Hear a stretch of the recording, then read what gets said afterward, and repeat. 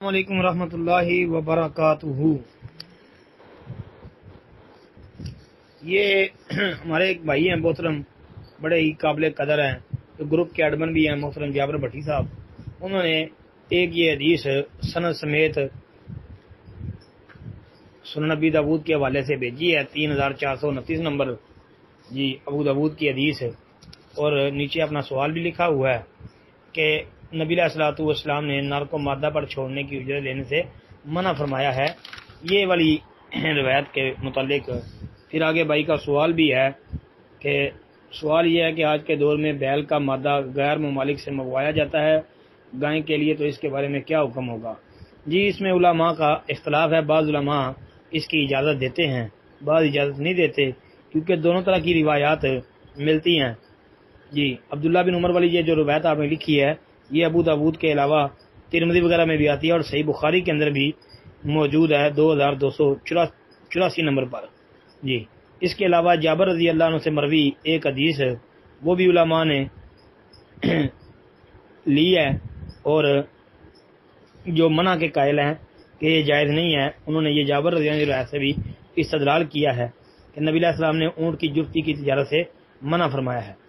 جمہور محدثین اور اہل علم وہ اسی کے قائل ہیں کہ نر کی جفتی کا معاوضہ لینا یہ جائز اور درست نہیں ہے۔ باقی کچھ علماء اس کی اجازت دیتے ہیں، جیسا کہ علامہ شوکانی کی کتاب نیل العطار کا مطالعہ اس بارے میں انشاءاللہ انتہائی مفید رہے گا۔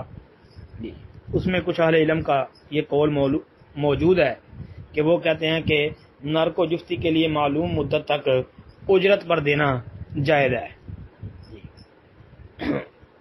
اور جو جواز کے قائل ہیں، جواز کا فتویٰ دیتے ہیں، وہ اس حدیث کو بھی سامنے رکھتے ہیں جو انس رضی اللہ تعالی عنہ کے حوالے سے ترمذی کے اندر موجود ہے، جامع ترمذی میں 1274 نمبر پر، کہ ایک آدمی نے نبی علیہ الصلوۃ والسلام سے نر کی جفتی کے معاوضے کے متعلق پوچھا تو آپ نے اسے کرامہ کی اجازت دے دی۔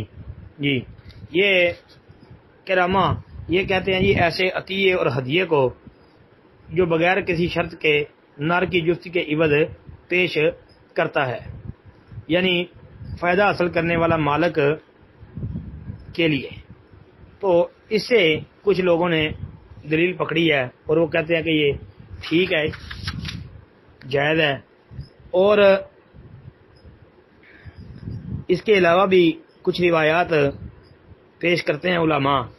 جی ایک مجمع الزوائد وغیرہ کی مسند احمد کی حدیث ہے، لیکن اس کی سند کے کچھ راویوں پر ابھی تحقیق باقی ہے، تو وہ انشاءاللہ پھر کبھی عرض کریں گے۔ باقی جو ہے بعض علماء جواز کے قائل ہیں جی، اور بعض جو ہیں وہ جواز کے قائل نہیں ہیں، لیکن اگر اجتناب کر لیا جائے تو یہ افضل معلوم ہوتا ہے، بہتر معلوم ہوتا ہے۔ باقی واللہ عالم۔ السلام علیکم ورحمۃ اللہ۔